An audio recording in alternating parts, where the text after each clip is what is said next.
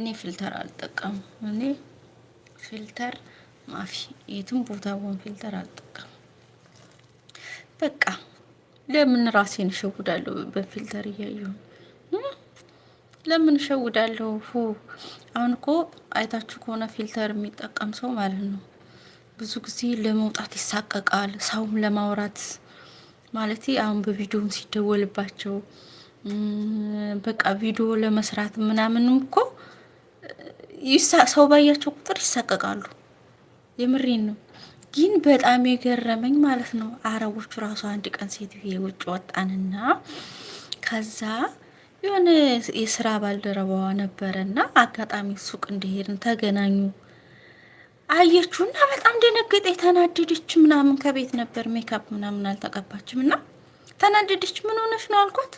እንዴ ያለ ሜካፕ አየኛል አለች። ወላሂ በጣም ነው የገረመኝ። እስከዚህም ደረጃ እነሱ አሁን ቆንጆ ናቸው፣ በጣም ቆንጆ። እንደው ሲፈጥራቸው አላህ ቆንጆ አድርጎን የሰራቸው